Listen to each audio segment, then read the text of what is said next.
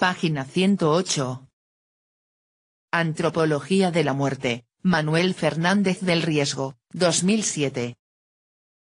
Los límites de la razón y el exceso de la religión. Capítulo 3. Las teodiceas de las grandes religiones.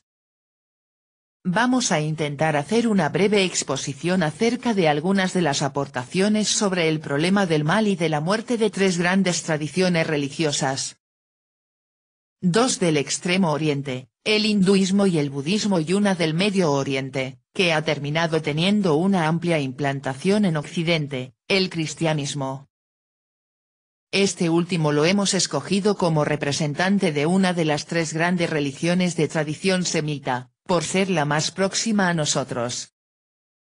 Pero con ello no queremos desmerecer a las otras dos, judaísmo e islamismo. No obstante, en nuestra exposición serán inevitables algunas alusiones al judaísmo. 3.1. El hinduismo. La primera dificultad con la que uno se encuentra al adentrarse en este mundo es su carácter notoriamente plural y abigarrado.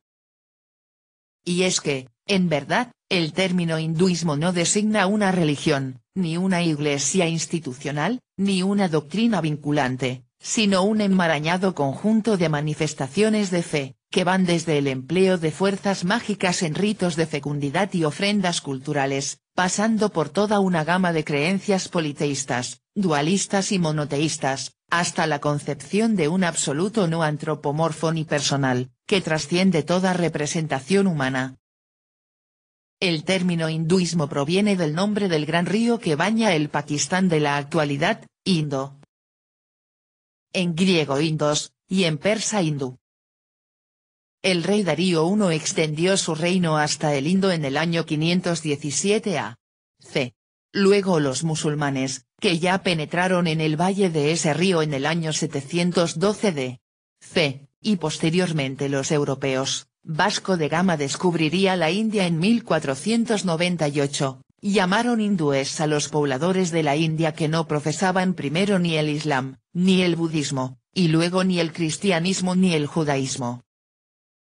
Una razón de este abigarramiento es que, en la India, la pluralidad de religiones está al servicio de la pluralidad de individuos, con sus diversas necesidades, que corresponden a su forma de existencia concreta, esto es, al grado de maduración espiritual en que se encuentren.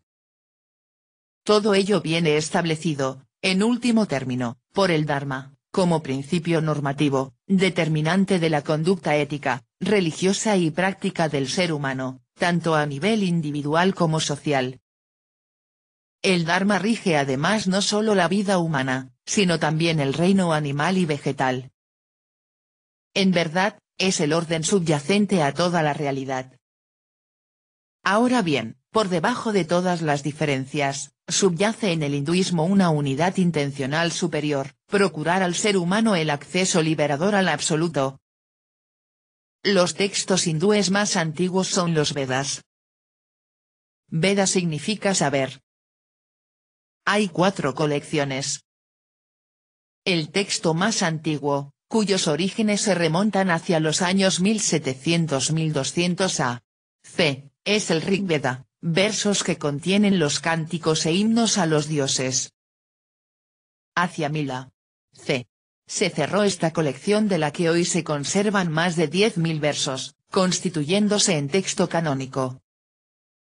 Posteriormente se han transmitido, fuera del texto, algunas adiciones. El Samaveda, indica el uso ritual de los himnos. El Yajurveda, fórmulas sacrificiales. Y el Atharvaveda, fórmulas de protección y conjuros. Estos textos hay que relacionarlos con los arios, que es muy probable que penetraran en la India noroccidental, la actual Afganistán, en varias oleadas entre los años 1700 y 1200 a.C., para llegar, alrededor del año 1000 a.C., a la cuenca superior del río Ganges. A ello se debe también el sánscrito, la lengua sagrada de los hindúes. Las grandes religiones del hinduismo están ligadas a la tradición védica, aunque también es cierto que esta última tiene poco que ver con la religiosidad popular, y que, incluso, algunas religiones hindúes, como veremos, nacieron por oposición a la tradición sacerdotal ortodoxa de los Vedas. Los mismos sacerdotes védicos iniciaron en el 9 siglo Ix o comienzos del 8 siglo 8 a.C., una trascendental empresa espiritual, que duró hasta el 6 siglo 6 a.C., y que dio como fruto los textos brahmánicos y las Upanishads, que influirían en la religiosidad posterior.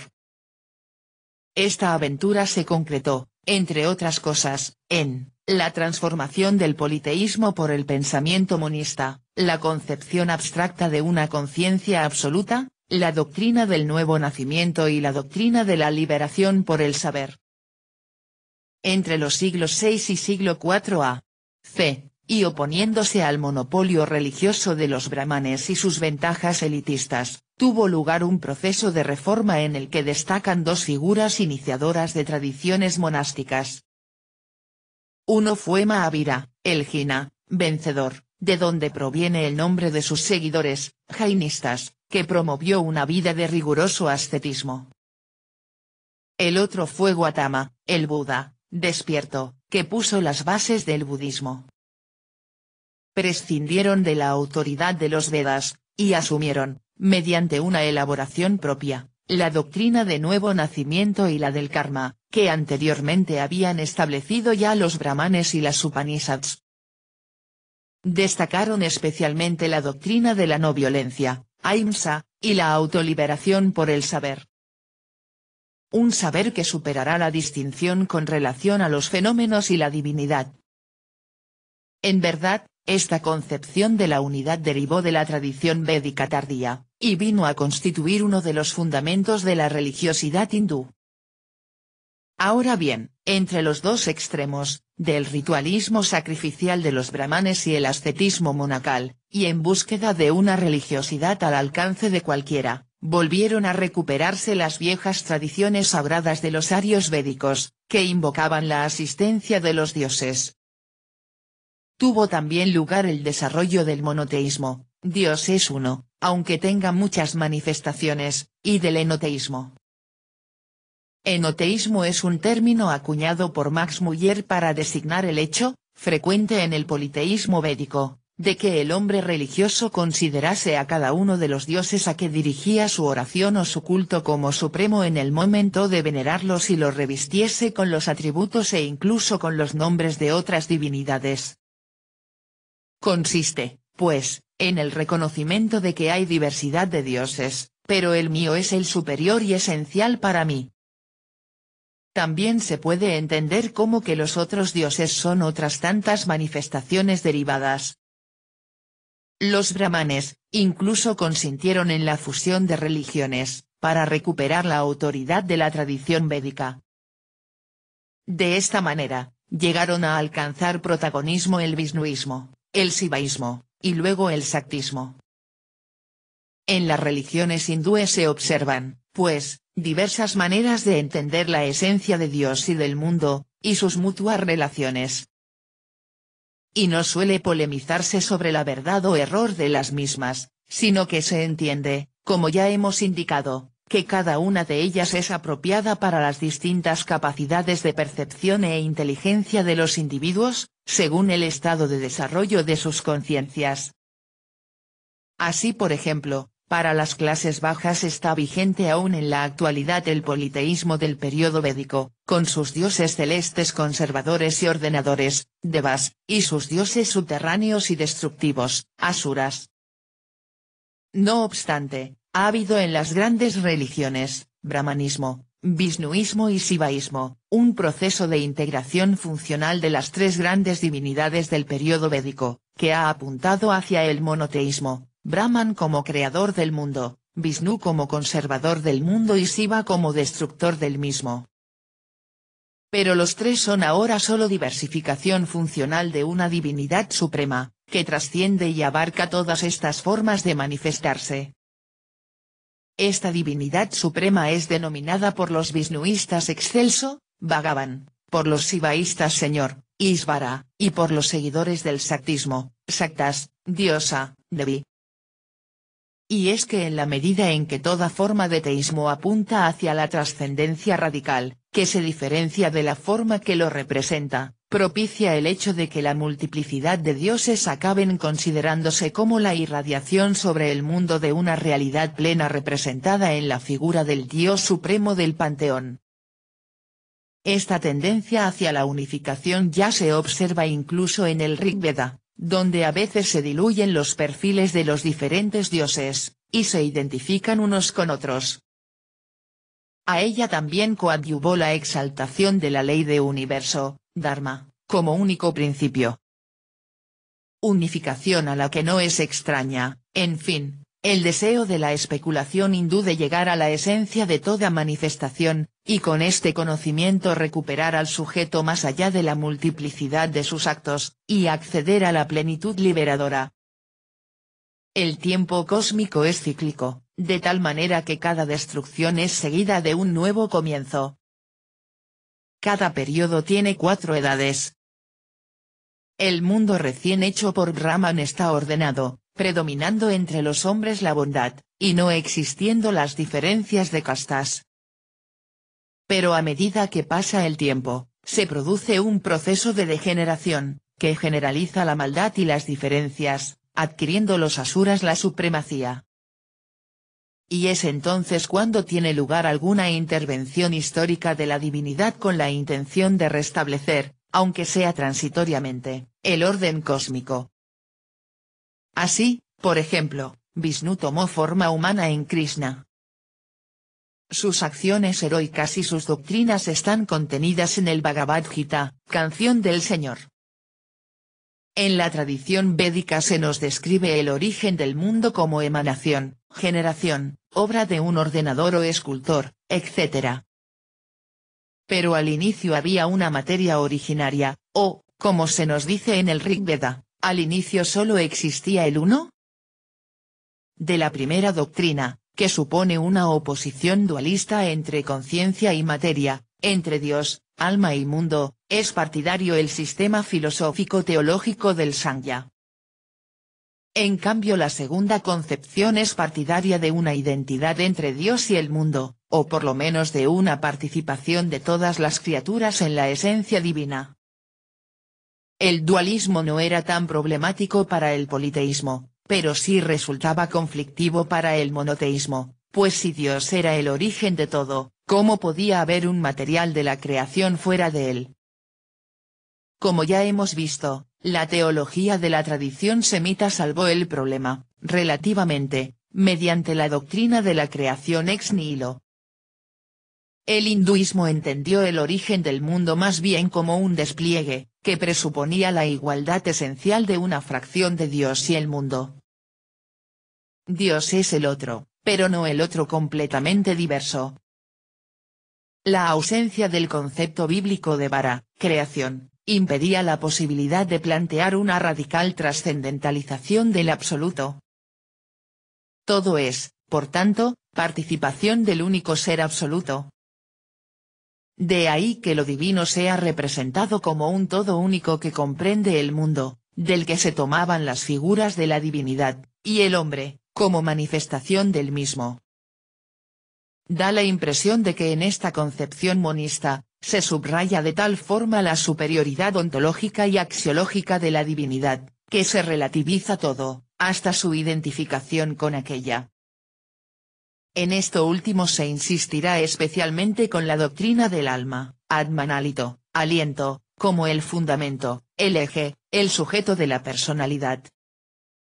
En las Upanishads nos encontramos con la doctrina de que el yo individual, Atman, se identifica con la conciencia universal, el uno absoluto primigenio, Brahman. Es por ello por lo que el conocimiento debe procurar o aspirar a la fusión de Atman y Brahman, superando así la separación del individuo de su origen verdadero y eterno. La famosa expresión upanishádica eso eres tú, Tatvamasi, vincula y une entre sí el ser del individuo y el absoluto. También la Gita afirmará que Atman es la presencia de Brahman bajo la apariencia humana. Ahora bien, Atman puede derivar o degenerar en Jiva, Diva o Jivatman principio vital Jiva Bhuta identidad viva, si desea y anhela las manifestaciones transitorias del mundo, de Maya, apariencia. No obstante, con independencia de lo transitorio, Atman es el verdadero yo imperecedero, eterno e inmortal. Todo este planteamiento, presupone, en último término, una concepción abstracta de la divinidad, por encima del autodespliegue creador que, por tanto, todavía no actúa, ni tiene ninguna realidad frente a sí misma. No obstante, como principio imperecedero, estará omnipresente en el mundo pasajero. Este último es consecuencia de la decisión del absoluto de autoextrañarse y hacerse múltiple. El impulso creador presupone la reflexión de la conciencia absoluta sobre sí misma. En virtud de ella el absoluto se autodivide, colocándose como sujeto frente a sí mismo como objeto. Y a partir de aquí tendrán lugar las sucesivas divisiones. La narración mítica para aludir a la primera división echa mano de la diferenciación sexual. El ser andrógino se divide en los dos sexos, que volverán a unirse para desencadenar el proceso de producción y multiplicidad. Este simbolismo es muy propio de la tradición del sivaísmo, que resaltará la función impulsora del principio femenino. En esa línea de resaltar la importancia de la divinidad femenina abundará el Shaktismo. La concepción abstracta de la divinidad, Brahman, no solo se mantuvo en las Upanishads y en la tradición del Vedanta, una sistematización posterior de los Veda, sino también en las religiones monoteístas del Vishnuismo, el Sivaísmo y el Shaktismo. Y esto le hizo mantener al hinduismo una tensión entre la trascendencia absoluta de Dios y su carácter personal, que emerge cuando tiene lugar esa diversificación funcional, a la que ya aludimos. Mientras que a nivel ontológico prevalece la forma abstracta, la relación personal está en primer lugar en el acontecimiento liberador que propician el camino de la actuación y, sobre todo, el camino del amor de Dios, de los que luego hablaremos. En cambio Brahman es más bien el término del camino del saber. Son, pues, dos representaciones que implican aproximaciones distintas a la divinidad. No obstante, esa ambigüedad difumina, de alguna manera, la distinción radical, que la religión de tipo profética, como veremos, sostiene entre lo personal y lo impersonal. Estudiosos y pensadores del Vedanta, partidarios de la teoría de la unidad total, desarrollaron, en la segunda mitad del primer milenio, una filosofía upanishádica especialmente defensora de que el mundo es apariencia, Maya. Los vishnuistas también comulgaron con esta doctrina del no dualismo, Advaita, insistiendo en que el mundo es la representación ilusoria de Vishnu. Brahman es la fuente que yace tras todas las apariencias, y lo que se presta a la observación no es Brahman sino Maya, la forma exterior de la manifestación. Maya es también la capacidad de Brahman de dar a todas las formas de la apariencia su ser manifiesto. Digamos también que ni para los vishnuistas ni para los shivaístas es de recibo la imagen de Dios como juez, pues si, en último término, el hombre es parte del absoluto, el juicio divino sería autocondena de Dios. En la teología hindú este tema resulta además innecesario a partir de la doctrina del karma, con el que entramos en el campo de la teodicea propiamente dicha. La religiosidad hindú se preguntó, como otras religiones, por el origen de las diferencias entre los seres humanos, y en definitiva del sufrimiento y la desdicha. La casta es la formalización del Dharma, en el sentido de que define los límites dentro de los cuales puede cultivarse de forma apropiada determinados estilos de vida. En la India las numerosas castas se aglutinan en 4 clases fundamentales. Los sacerdotes, brahmanes, los nobles y guerreros, kshatriyas, los que asumían las tareas productivas del campo y el ganado, vaishyas, y los noarios sometidos, que prestaban diversidad de servicios, sudras. esta realidad dolorosa contrastaba con la idea de una divinidad providente y bondadosa. Por esta razón la espiritualidad hindú sostendrá que todo ello no podía provenir sino de los propios hombres. A ello alude la ley del karma. Y como las diferencias se dan ya desde el nacimiento, el protagonismo o la incidencia del alma individual había que buscarla en una vida anterior. Lo que en esa otra vida se haya vivido y sufrido, se haya hecho o dejado de hacer, repercutirá en la vida presente. Y lo mismo se puede decir de esta última con relación a la futura existencia. La ley del karma como ley de la consecuencia, no solo determinará el nivel intrapsíquico de la persona, sino también sus cualidades físicas y condiciones ambientales. La ley del karma viene a decirnos que es preciso experimentar lo que se causa con las propias acciones. Por esta razón, en la vida siguiente se tendrán las condiciones que harán esto posible. De esta forma, pues, se han adquirido las diferencias individuales y sociales. Y si vivimos conforme al Dharma que nos corresponde en el presente, renaceremos en mejores condiciones.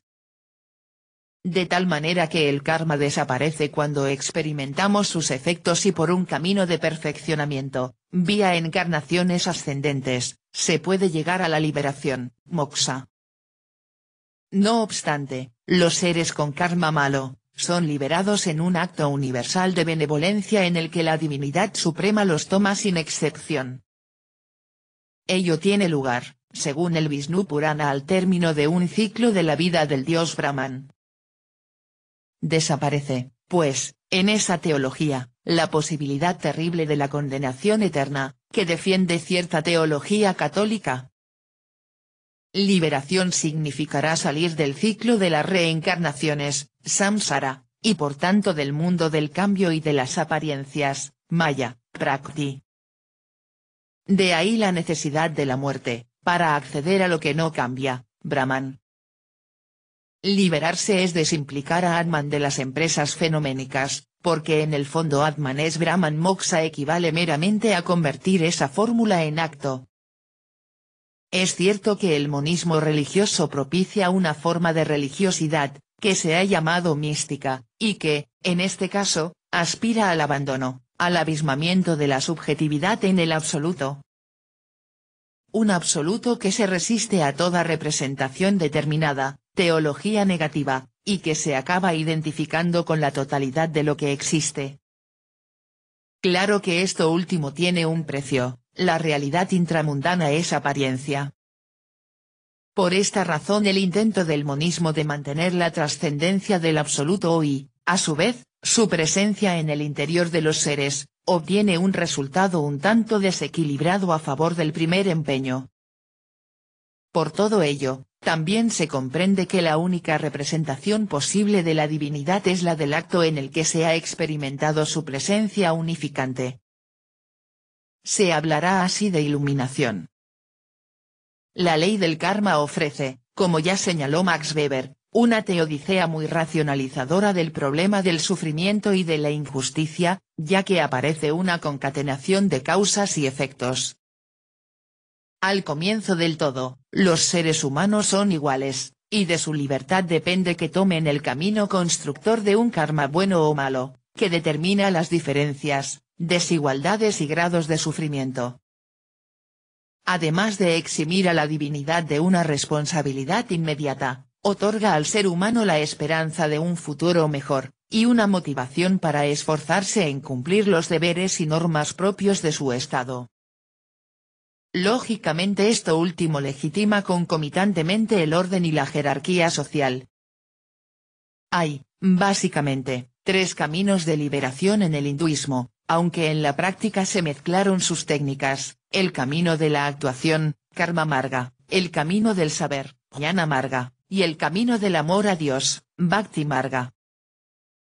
En ellos se recortan como dos actitudes básicas. Una actitud activa, que se traduce en el propio esfuerzo por la prosecución de la liberación en la ascesis, en el cumplimiento de las obligaciones y sacrificios, en las donaciones y buenas obras, y en el progreso del saber, incluido el yoga, y una actitud básicamente más pasiva que llama y espera la liberación, el amor a Dios, aunque no deje de tener sus implicaciones prácticas.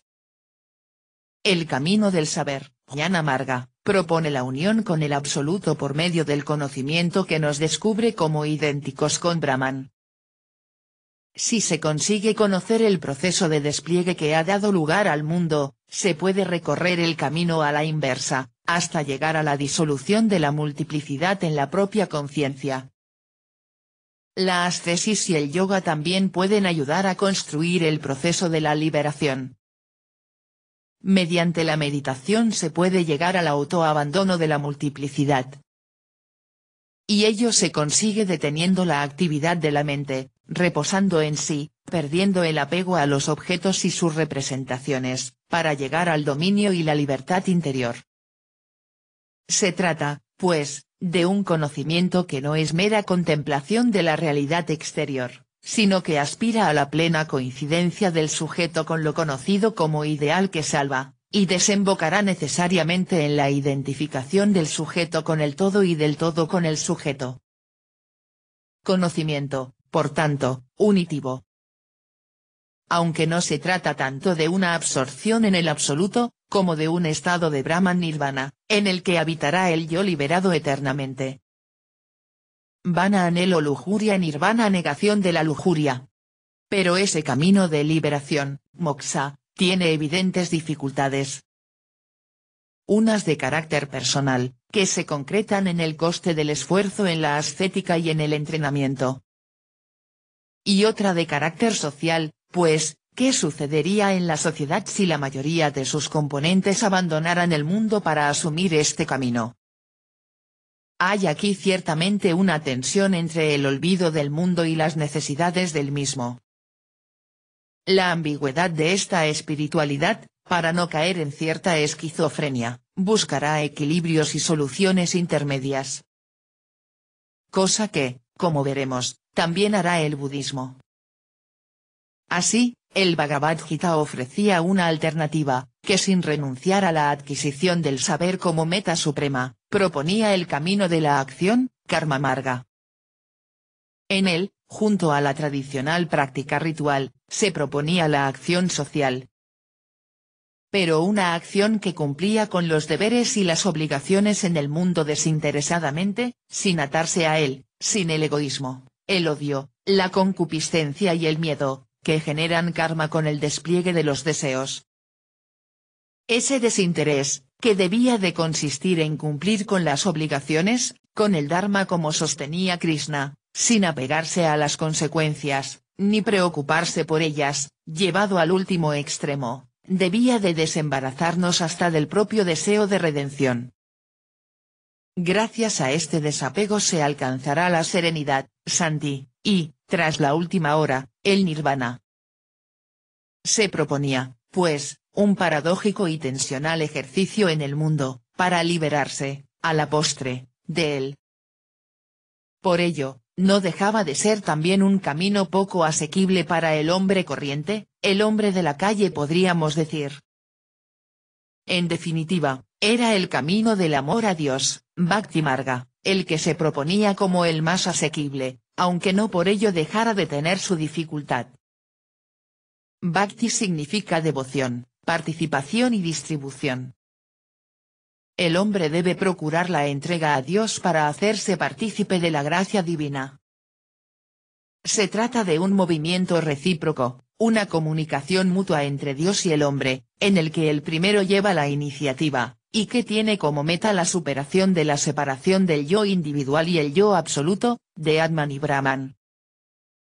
Esta entrega animada por un amor propiciador de una relación personal con Dios, el Señor Ishvara, o el excelso Bhagavan, implica una conducta pura, que se concreta en la entrega de dones, el servicio social a los pobres, la práctica ritual, la oración, y el estudio guiado por un maestro espiritual. Tras todo eso, la práctica del yoga o meditación y, por fin, el conocimiento liberador, jnana. Curiosamente, en el desarrollo práctico de este tercer camino se ha cultivado una espiritualidad y una teología que han propiciado la relación personal con Dios, conservando la propia individualidad, más que la identidad con la divinidad, y su fusión con ella. Una tendencia muy presente en el Bhagavad Gita. Es el caso, por ejemplo, del culto a Krishna de Bengala, y el sivaísmo indio meridional. Hay también grupos de sivaístas y visnuístas que, tomando conciencia de la propia indignidad, tampoco aspiran ya a la identidad, sino a la mirada amorosa y benevolente de Dios. Es el caso de la teología del Saiva Siddhartha, o del teólogo Ramanuja, siglos XI a XII d.C. Este último sostiene la unidad de Brahman, pero también que la realidad fenoménica no es una mera ilusión. Por ello la identidad la entiende de un modo diferenciado, como unidad en la diferencia. También la teología visnuista dualista, Vaita, de Madhva, siglo XIII, que sostiene la separación entre Brahman y el mundo, de tal modo que éste es creado, regido y aniquilado por su arquitecto Vishnu, insistirá en la diferencia entre el yo individual y la suprema divinidad. Se trata de alabar a Dios, no de convertirse en él. Se cultiva, pues, la actitud de devoción, bhakti. Y es que en la representación apersonal, Brahman, queda sin respuesta esa genuina necesidad del hombre religioso de invocar y de ser llamado. Página 119.